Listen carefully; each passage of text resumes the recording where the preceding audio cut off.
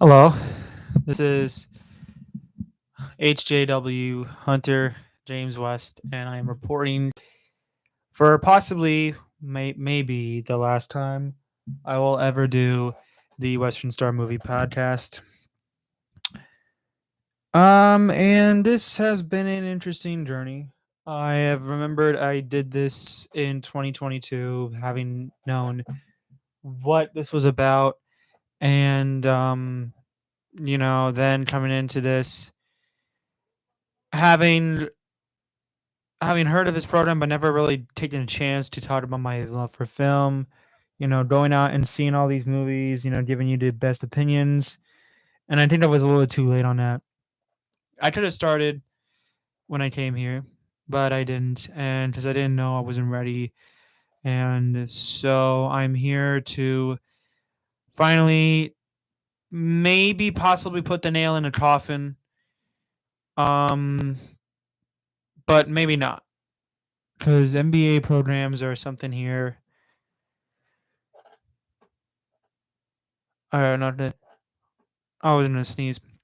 But they are something here that I might want to look into, try to do, and just hopefully have a mother chance leading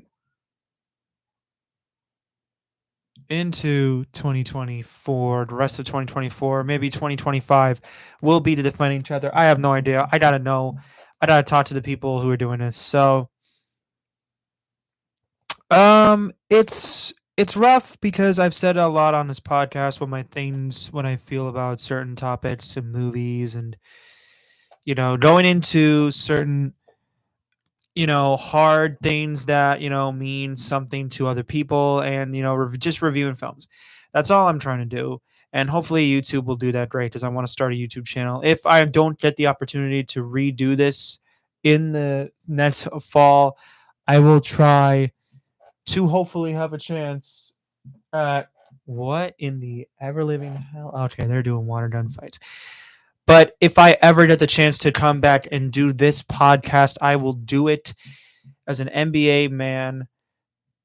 But if I don't, I will have a YouTube channel.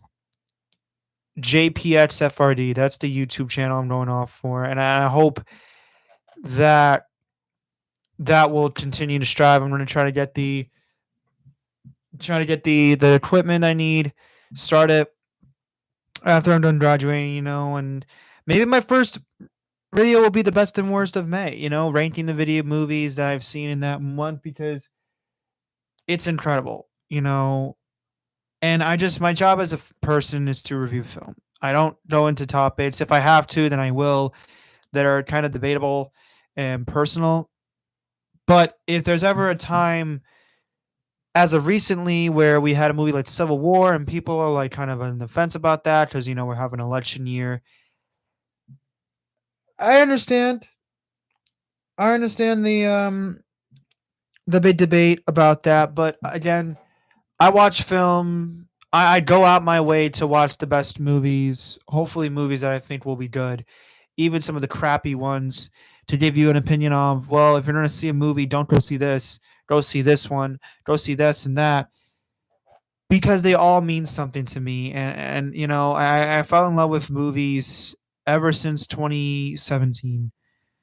I saw a lot of films that year, and then I just kept continuing to go to the movies every week to catch the latest film on opening day, so I don't have to wait to the end of the weekend to let people know, like, oh, the spoilers are out, and maybe the early access events. And that's what I'm going to try to do the rest of the year. I'm going to try to get these early access screenings and post them on my story and say, you know what, guys, go check out this, don't check out this. It's like whatever. Thursday previews, opening day, maybe, if there isn't a selective screening like that. But it's been a journey. I never thought it'd get this way. And so the topics that I'm going to talk about today, obviously, we're going to talk about the best movies, or the worst to best movies in what is it, April 2024, and then we're going to go into why you've been probably catching this for weeks and months and years now on the podcast, on why I kept bringing up the Wilds TV show every single time. and why I thought that it was a really great show. And then I'm going to try and tell you guys what, in my opinion, is my favorite movie of all time. And it might come as a shock to many people, maybe not, of what I thought were some of the best films of the past decade and what are some of the best movies right now. So we're gonna get into it. Let's do this. So we're gonna get into April of movies, and surprisingly, I thought April had the best month for movies this year. In fact, I would go so far to say um they had the best month for movies in quite some time. This is a fantastic. Okay, never mind. This was a fantastic month for movies all around, and I'm just so happy that we had movies to come out and be kind of good, just like give us an opinion on the films. And I've been giving you guys my humble thoughts on what I think they are. And so, yeah, there were approximately, out of the movies that I've seen one, two, three, four, five, six, seven, eight, nine films in the month of April. And so we're gonna get into this. We're gonna talk about what are the best movies, and I think this month was great. It was awesome. It was riveting. It was spectacular. And I do also want to, before I give you this, I want to preface this by saying I am so sorry to James because I sometimes may have spoiled some films that he hasn't seen yet. But the only film I've spoiled really were bad movies. So I hope that I don't spoil more in the future. But every movie this month I actually thought was a good film. I gave it a B or higher because I genuinely thought this month for movies was spec freaking tacular. Until I watched Rebel Moon Part 2, The Stargiver, which is number 9 and the worst movie of the month. This film is purely what happens when Zack Snyder takes a massive dump on sci-fi and tries to rip off so many other properties that have done it better. Star Wars, Warhammer, like all that stuff. And I didn't like Rebel Moon Part 2. I've said it. I didn't like it. I don't hate it as much as a lot of people. I give it a C minus because there are some things that I do appreciate that they're going for, but this movie is atrocious. It is bad. It's not a good film. And the more I thought about it, I was like, man, this movie got on my skin because Zack Snyder is a great stylistic director. In terms of style, he's one of the best people working. When it comes to writing anything like a pen, when he has a pen in his hand, the dude can't write. The dude can't write. I'm sorry. I have said this for months. I haven't been saying it for years, but I'm going to say it now. The dude can't write. After Army of the Dead, which had weak writing, but it was a fun film overall, and Rebel Moon Part 1, the dude can't write.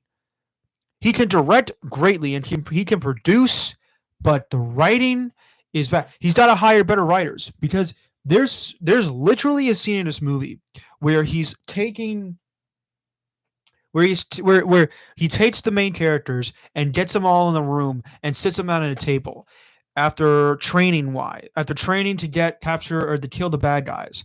And so he Jaimon Hansu is literally like, all right, guys, we're going to go out there. Before we get started into war, I have to know who you are and where'd you come from. So this is who I am, and this is my story.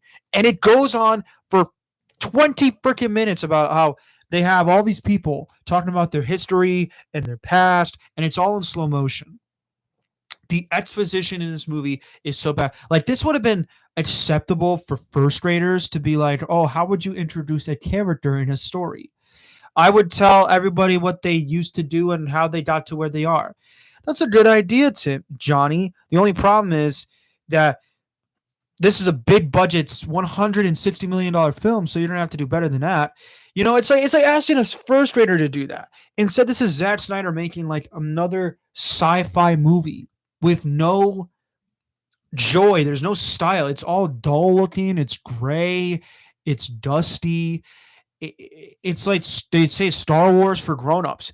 The Star Wars elements of this movie are so much weaker than like the worst Star Wars movies that have come out, like the Rise of Skywalker or Solo or like the prequels. It's that bad, and if not even worse, because you waste the potential of having a cool looking. First of all, the writing is terrible, like I said, but the worst part about this movie is how they treat the characters, because in the first movie they were like, all right, we're gonna get the characters and they have all these distinct abilities, and they do literally nothing with it. The second movie is even worse because now this is the next part, and you could have so much fun with explaining these characters and their backstories, and they do nothing. They do nothing about it.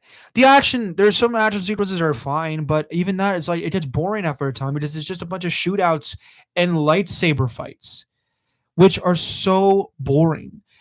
And it became so predictable of what was going to happen that was just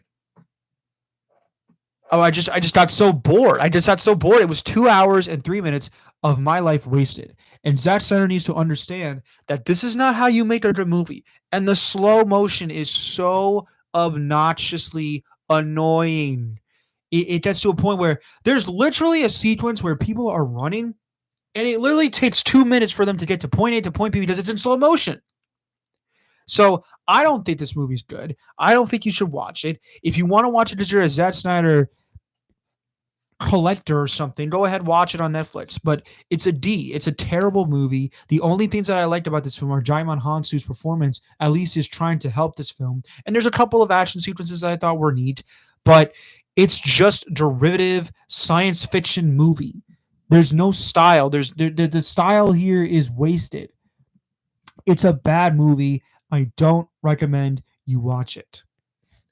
So next up, number 8 is Boy Kills World. Now this came out recently, and I actually would go positive with this movie. This is actually now where we're going to bridge the gap between absolute garbage to good movies, because I honestly think that Boy Kills World was a lot of fun. And this movie, it's pretty much about this dystopian world where the city is corrupt, and it's run by these people that murdered a boy's family, and so now he has to get revenge. And this was a fun watch. I actually like this movie a lot more than people will give it credit for, because there are some cheesy moments. The villains are a little bit over the top, and Famke Jensen's performance is a little bit too cheesy, tongue in cheek. But I did appreciate everything that was going on screen. Bill Skarsgård is in this movie, and he is awesome. He's hilarious. And the interesting thing about this movie is that he is deaf and mute. So we actually don't hear his voice, but what we do hear is a voice that he captures from a game played by H. John Benjamin, who, if you don't know, is the voice of Bob from Bob's Burgers. And so I think this movie is fun. The action sequences are really hyper, and they're actually a lot of fun to watch. Um, they get very cheesy, but it's just a fun movie to watch. I was never bored. That's the thing with this movie. I was never bored watching a movie like this. And I know this movie, it's gonna flunk in the box. It made like what, 1.6 million opening weekend, which if it was previews, that wouldn't have been bad. If it was opening day, that would have been worse. But as a opening weekend number, that's pretty pathetic. Because it was distributed by Lionsgate and Roadside Attractions, and they don't make big budget movies. So I will give them credit for that. What I can give them credit for is that this film is riveting from start to finish. The problems I do have with it is that it can feel like it's a little bit too repetitive, and I didn't feel connected with the story as much because there were times where they were playing it as a joke. And I can understand, like, well, that's what the movie was going for. And if that's what the movie was going for, then it's fine. But you do have to bridge the gap between silly and emotional. And there are times where the movie can get emotional, but it doesn't go for that. It goes for the silly route and then goes back to like hyper action. And then there are side characters in the movie that are there, and then they're just easily forgotten within like 5 minutes after people die. So overall, I give this one a B. It's a very fun film, and I think you should watch this right now. It's very, very good, and it's much better than Rebel Moon Part 1, I'll tell you that. So next up, we at number 7 is the Ministry of Ungentlemanly Warfare. This is the new Guy Ritchie film that just came out from Lionsgate. And in this movie, it kind of it's weird because I don't know the story of this movie, but I'll look it up right now. So apparently, like the whole the premise of the story is it's based off of the 2014 book from Churchill's Secret Wars, the explosive true story of the special forces desperados of World War II by Damian Lewis. And apparently, they say that this instead that Ian Fleming is in this movie, and this might have been the story that inspired James Bond movies to be made. And if that's the case, then this is kind of like the origin of James Bond in a way, which will make no sense. But like I said, this film is it stars Henry Cavill, it stars Ezia Gonzalez, Henry Richmond, Henry Richmond, Alan Richmond, and Henry Golding. And this movie, again, it's a fun film. I did a lot of movies this month have been really fun. And that's what I think this month was going for because it's late to summer season or early in summer season. They want to give it on a good run, and I think that's what they did, and they did a great job. One of the biggest things about this movie that works is the chemistry. I think Henry Cavill and Alan Richmond are so fun in this movie. Alan Richmond is having a lot of fun in this role, killing Nazis, and that's the problem. Or no, that's not the problem. That's the problem I would have with this movie is that it feels a little bit too long. The villains are very bland, one note villains that want to take over the world. But I think what you get from this film is a very solid action movie, and Guy Ritchie knows how to make good action movies. The dude has never like disappointed me. The Covenant was really well made. I haven't seen Operation Fortune, but over the past couple of months or years, uh, he has made movies that have disappointed in the box office. And there's no surprise to that. I mean, the movies just sometimes marketing is a big problem with that, or maybe it's the fact that the films just don't have as much of like, oh, I want to see that because that's that, you know. There's nothing like that. But this movie did make money, but it's not going to make over its 60 million budget. It's a very entertaining film, and actually with the 2 hours that I said it, the problem was it actually goes by really quickly. The only issue I have with the film is that sometimes there are characters in here that are underutilized that barely get enough screen time. And I would say there are moments in the film that are a little bit too cheesy and silly. But I never was bored. I felt this was a very solid action movie that understood how to make a true story kind of be fun while not being like very serious and stuff. The humor works. It's hilariously good. It's fun. I give it a B. Go watch the Ministry of Ungentlemanly Warfare before it leaves theaters. It's a good watch. What did I have at number 6? Okay. Number 6 is Abigail. Now this is the new movie from Radio Silence. This is apparently the next movie that the directors of Streams 5 and 6 have done. And it's weird because Melissa Barrera is in this movie, but she was cut out of Scream 7 because of some of the posts that she made that were apparently anti-Semitic. I'm not going to go into that. What I am going to go into is how this movie actually surprised the hell out of me. Because when you look at the trailers, you're going to think like, oh, this is going to be a very silly, goofy film. And it is. The main story of this film is that a bunch of kidnappers kidnap this girl of this daughter of a father who's a very big boss and very big in money. And they say at the end of the night, if they stay overnight and capture this girl, they're going to get $50 million and they're going to split it with everybody. But the issue is that this girl is a living vampire. And so the film was that? No, that wasn't who I thought it was. But the thing is with this movie is that All I wanted was some entertainment, and I actually got more than that. What I actually got were characters I actually cared about and actually were respected of, because the characters in this movie are actually quite fun. The cast is Melissa Barrera, Catherine Newton, Dan Stevens, Kevin Durand, who's going to be Kevin Durand, not Durant, who is going to be our new villain in the Planet of the Apes film, Kingdom of the Planet of the Apes, Proximus Caesar, and Giancarlo Esposito, and I forget the girl's name who played Abigail, but I'm gonna look her up because pretty much everybody in this movie doesn't phone it in. Nobody phones it in, and that's the thing. Her name was Alicia Weir. She is a star. She's great in this movie. She plays the creepy girl a lot, like really good, and she also it's just fun. She does it great, and I did appreciate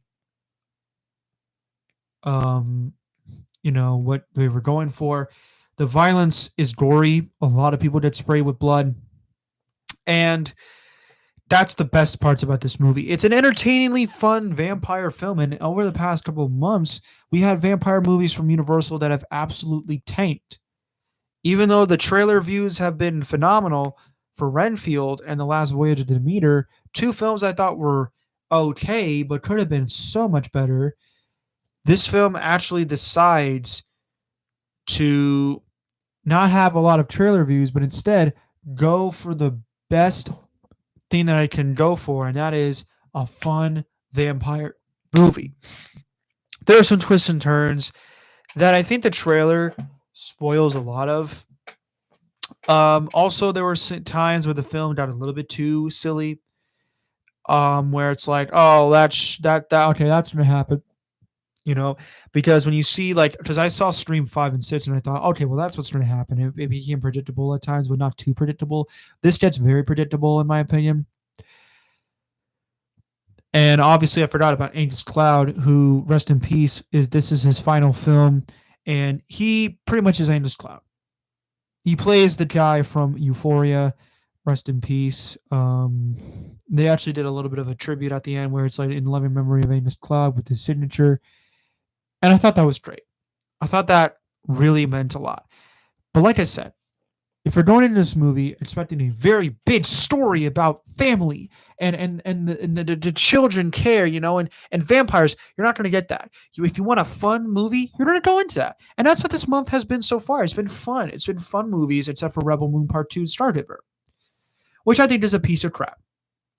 But I would give Abigail a B+. It's a fun watch. Go check it out.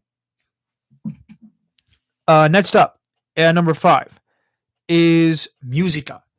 This is a film from director Rudy Mancuso, who is a social media star that is now into the directing world. And he directed a film that's based off of a true story of how he fell in love with his girlfriend. Basically, he meets this girl, or he breaks up with his girlfriend, and then he meets another girl, and he says, well, I actually hear music in the background a lot of times whenever I'm talking to people, and you don't know how to express it. And then it gets into a kind of a romantic comedy in a way, but it's not really a romantic comedy. In fact, I would go far to say the movie is actually different. And that's what I liked about the film a lot. I actually really love this movie. It's actually pretty funny, and it actually works as a romantic comedy. The dialogue is not silly, it's not cheesy, it's not cliched. It actually goes in a different route than what I was expecting it to go towards the end. And I think that's a great idea of how they made this movie. They don't just follow the tropes. They don't follow the same old damn cliches. They actually do something different. And I think I have to give credit to Rudy Mancuso. The guy, this is his first directing job, and he does a fantastic job directing. I mean, it's phenomenal, it's beautiful, and I honestly enjoy myself watching this film. It's very much so. It doesn't feel like, see, the thing with this and Monkey Man is that they feel like first time directing, because there's some times where the editing feels a little choppy, certain sequences don't flow as much. Rudy Mancuso is a star. Camila Mendes, I've said for months, Camila Mendes is great in this movie, or she's great in every movie. Like the first 3 seasons of Riverdale were really got me hooked on her. after the first three seasons. Actually, no, it's when the time jump happened and they became adults. Is when I think the film just or the series absolutely tanked.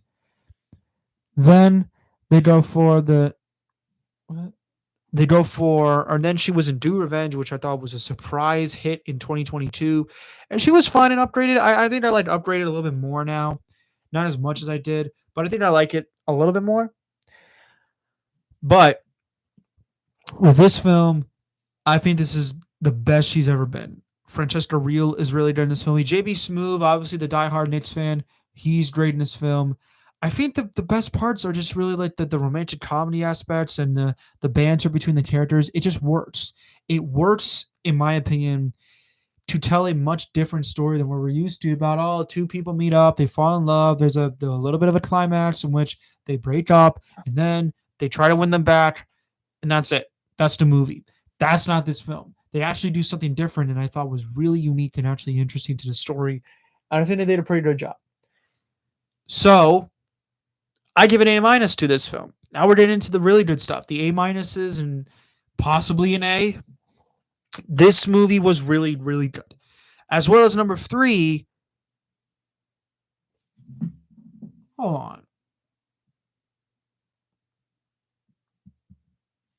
Hold on.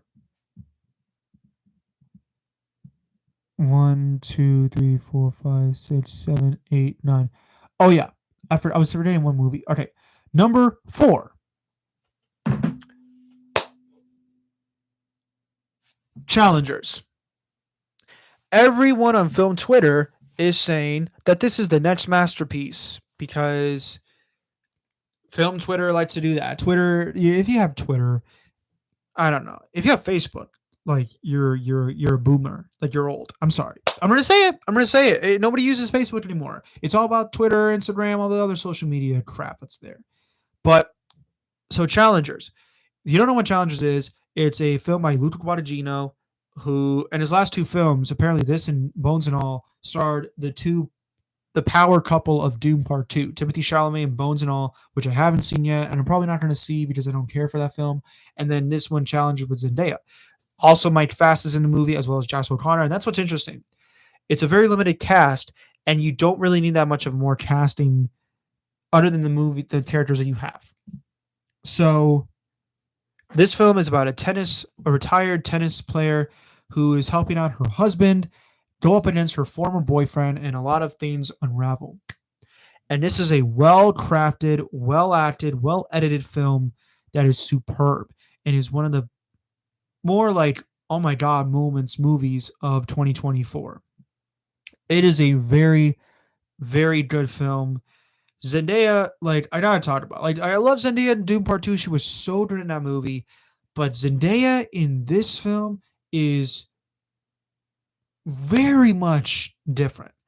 It's not like the kiddie Zendaya. It's not like the PG-13 Zendaya. Like, this was like a very commanding, seductive, sexy style of Zendaya. And it works for this movie because it's her story. And you feel about what's going on because the boys in this movie, like the characters in this film, try to, they have a thing for her. And, later on in years, it's going to be like it's going to change for the relationships, and the relationships are going to get intense and heated. And so you don't know what's going to happen. And I think that this film did a great job. Also, one of the coolest aspects about this movie are the tennis matches. And it's not because, like, oh, they're tennis matches and they're always so boring, but this movie makes them riveting with the soundtrack, which, by the way, is electric. This film actually tries multiple perspectives. Sometimes they shoot it on like the high ground of the tennis match. Sometimes they do it from the POV of the actual characters. Sometimes they do it actually of the freaking tennis ball. And you're just watching the... What the hell was that? I just saw... What the hell was that? Okay. I don't know who that was. I just saw a hand, but okay. Moving on. Going back to what I was saying before I got distracted by somebody. Oh, wait a minute. Never mind. The uses of editing in this movie are spectacular. They're really good. They're well crafted, and they're well made. My issue With that editing though, is that the film sometimes jumps from timeline to timeline. So you have like like you have a sense of, okay, so this movie, it starts in the present and then it goes back 10 years later to when they were in college, and then it goes like 15 years or 10 years later more when they're in like high school or something. Obviously those are really off numbers, but trust me, it's just a guesstimate. And so the film sometimes jumps in specific timelines, and that can feel a little bit too much. Like, it can feel like the movie doesn't flow properly. It feels like the film doesn't work in the best that it can do. But, you know, in the end, you're getting a very well made, well acted film from Ludo Guadagnino that I think could be in contest for like Oscars, because this movie could be an Oscar pick. It very much could. And I think Zendaya could win Best Actress. She is so good in this movie. She is so good in this film. And I would give this movie a solid A minus because of that editing. And also the film kind of swaps whose side I'm on a lot. And it kind of got confusing for me. The A minus is perfect for this film. And that's what I give it. Then we move on from challengers to number 3, Monkey Man.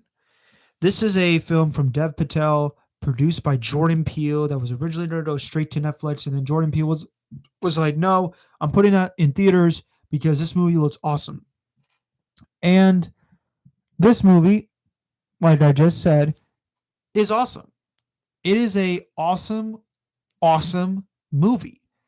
I was riveted by the story. I cared for what was going on with the characters. It was so to Dev Patel. Let me just get this out of the way. Dev Patel is a star, directing star in the making. He is so good in his film. And what I like about him and his style really are that he understands, like, this is a first time director. So unfortunately he does use a lot of shaky cam with the film, but the story idea of this movie and how he sends a message that society is not great. It's awful. It's garbage. Sometimes even relating to real life, society is not that good. That a random person can take this and say, we're going to make this into a revenge story. Because the point of this movie is that years ago, his mother was murdered by somebody who works for like this dictator of the city that he's in. And so like, it's like you're kind of doing this on purpose. You're kind of making me want to hurt you. And so the action is greatly handled. The score is amazing. It never felt long to me. I was always engaged with the film. There is a point that I will admit where the film kind of stops.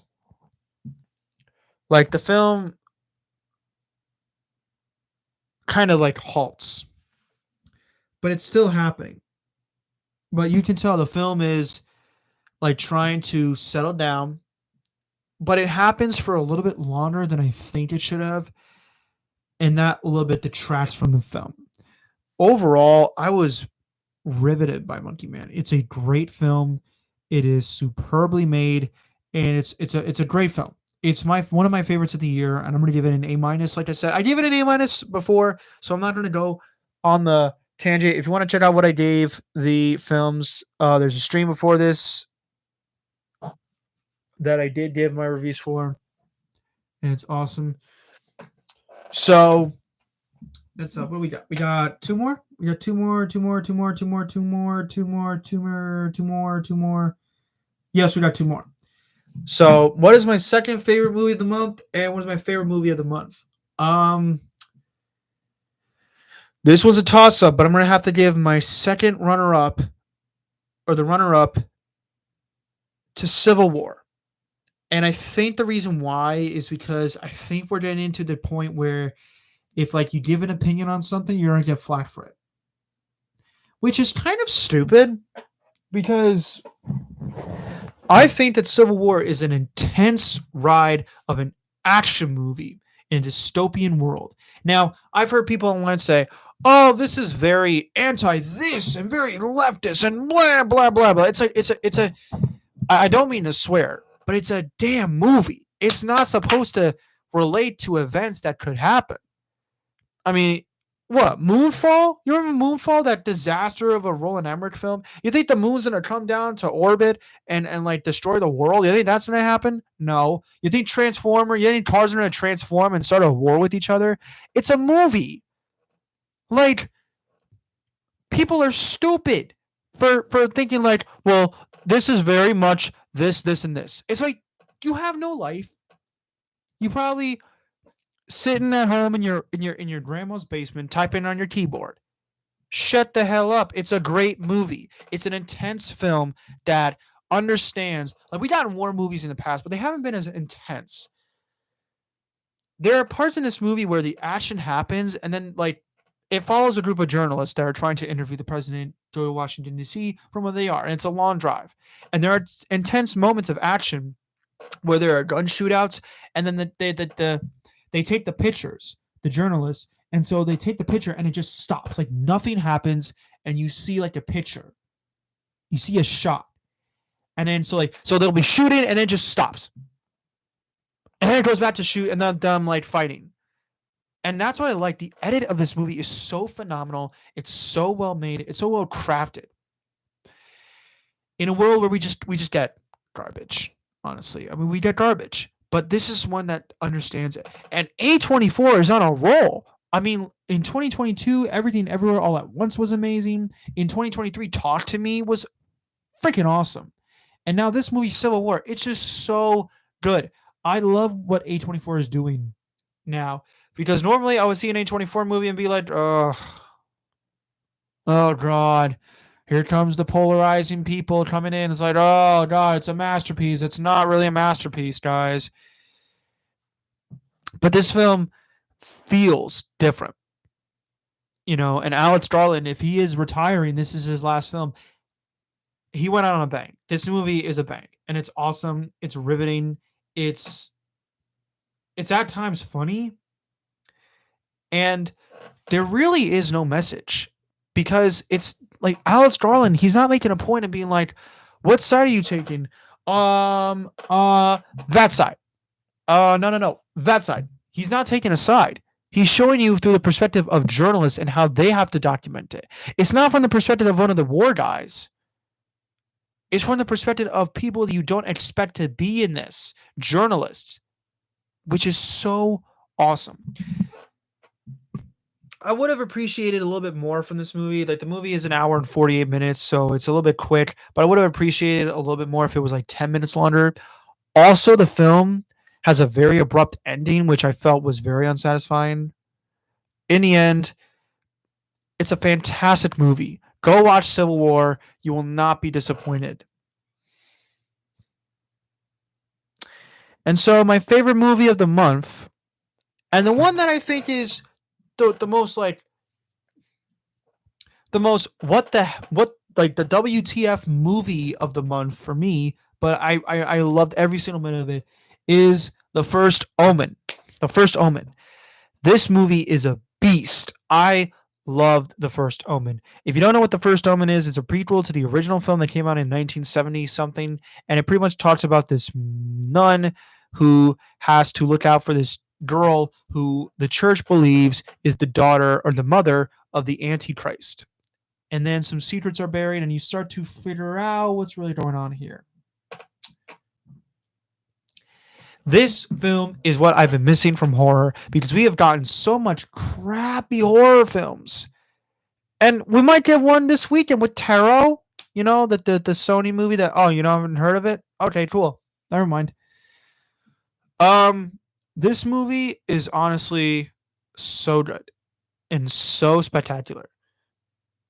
The directing is, first of all, Akasha Stevenson.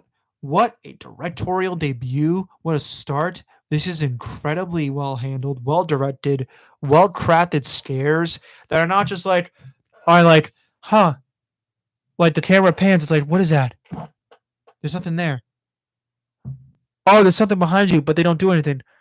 And then we go back. And we go back again. Oh, something's changed. And then jump scare like that. It's not like that. They actually craft them really well, and it actually gets intense. Also, when I say WTF moments, I mean there are some crazy moments that I'm like, you went for it? You went there. And I can't. It's my last show, but I'm not going to go all out on the spoilers because it's kind of like it's an R-rated movie, and there's some really gross things in this film. But this movie almost got an NC-17 because of what they were doing. All I'm going to say is there's one scene that I can talk about, and I'm not going to give any spoilers, but it involves a woman giving birth and a hand. That's all I'm going to say. If you watch the movie and you know what I'm talking about, you are going to be kind of like, oh my God, what the hell? You actually went there. Like, you actually went there and put yourself in that position. And that's what I think this movie does well. They actually go for it, and it's well executed. These other movies are like, well, we're gonna try to make the concept cool and just do nothing about it. And that's what they do. They don't do nothing about it. These movies, Night Swim, Imaginary, Founders Day, what the hell are you talking about? This movie's a great horror film. Nell Tiger Free goes to the ringer. Like, she has to do some really messed up things in this film that show her that she is a capable actress. And I absolutely loved it. She is fantastic in this movie. She knows how to make the scary scenes work. And there's a shot in this movie where someone gets possessed. And the way it's edited, the way it's executed, oh my God, it got on my stand. This movie is so good. I love The First Omen. It's my second favorite movie of the year. And I would be surprised if this movie does not make it in the top 10. I would be surprised. I would be genuinely surprised. If this movie does not get in the top 10, I will be pissed. And that's going to do it for the worst movies of April. Now, the question that everybody wants to know. Well, two questions. Number one, what is your favorite movie of all time? Before you leave us, Hunter, if you are going to leave us, what is your favorite movie of all time?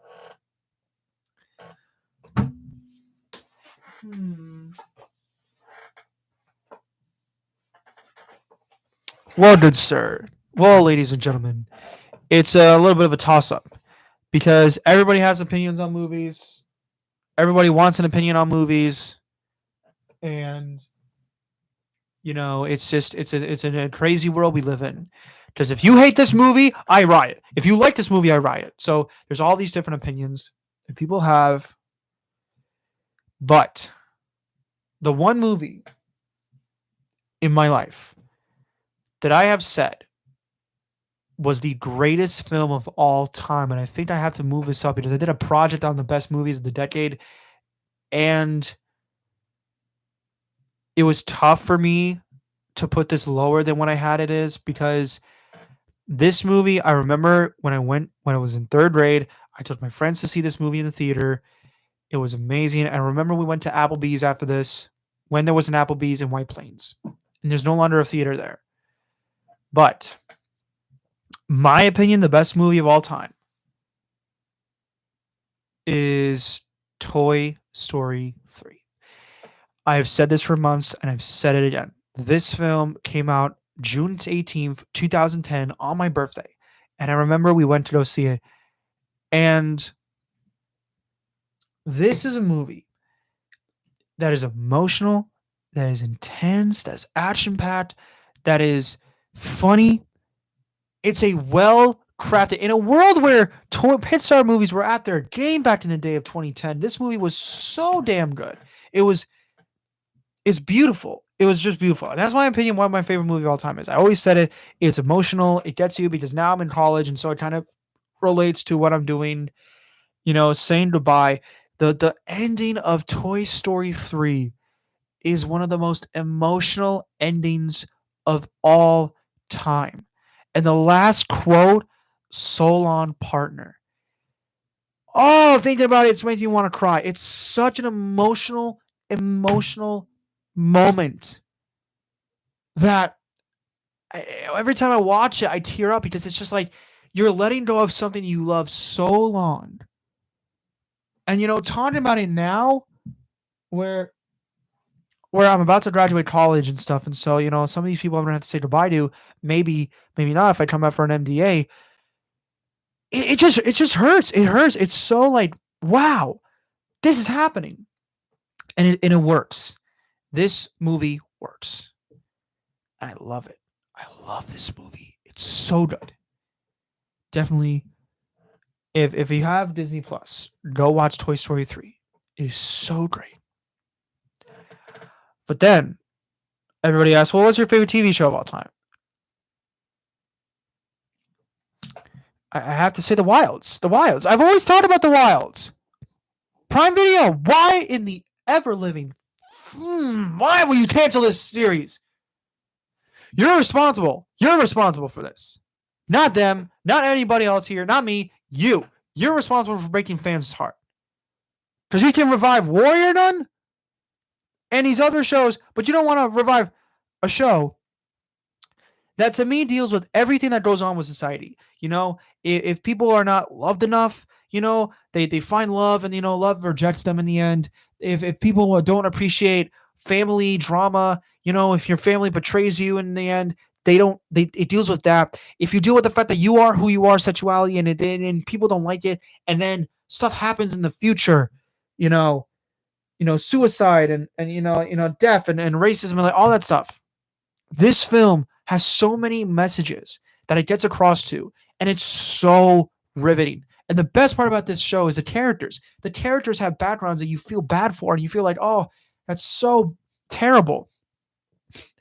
And then you realize, like, oh wow, they're better off, uniting together. And when they don't know each other, and they start to develop a friendship like a family, it gets there. It gets under your skin. And the fact that they canceled it and left it on a cliffhanger is so emotional. It's so sad. It's so sad. It really is sad. And it pisses me off so damn much that they left us off just like that. Just like that. And I get angry ever since. And those are my thoughts. That's my favorite movie of all time and my favorite show of all time.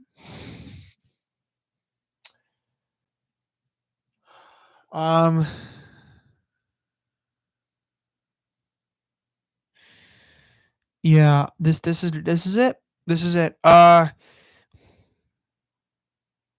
last show, unless I want to come back for an MDA program, which by the way, I might have to ask people if I can do a semester, like another semester, but masters.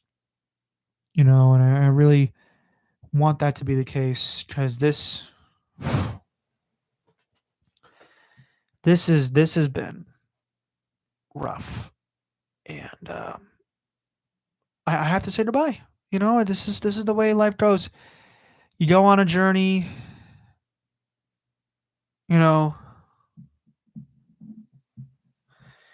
It really is just it's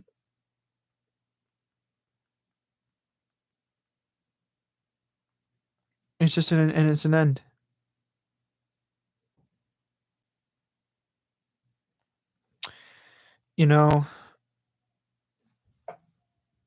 It's just, and I think to say goodbye is a little bit hard.